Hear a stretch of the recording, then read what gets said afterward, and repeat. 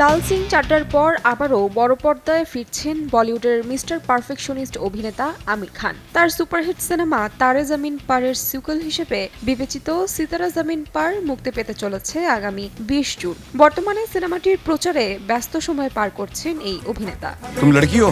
ये कौन बेवकूफ है?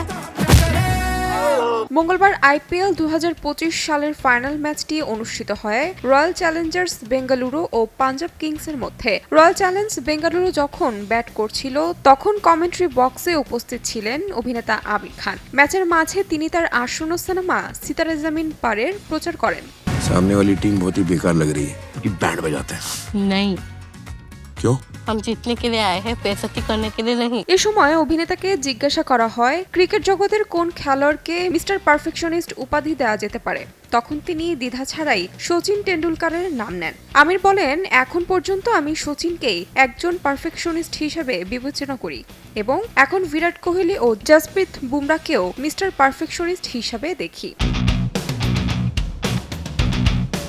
২০১৩ সালে সচিন অবসর নেন, কিন্তু ক্রিকেটে তার কিংবদন্তি হয়ে ওঠার গল্প এখনও প্রতিটি তরুণের জন্য অনুপ্রেরণা। অন্যদিকে বিরাট কোহলি ক্রমাগত রেকর্ড ভেঙে নিজেকে মহান খেলোয়াড়দের তালিকায় অন্তর্ভুক্ত করেছেন, আর জসপ্রীত বুমরা আইপিএল ইতিহাসে সর্বোচ্চ উইকেট শিকারী হওয়ার রেকর্ড তৈরি করেছেন।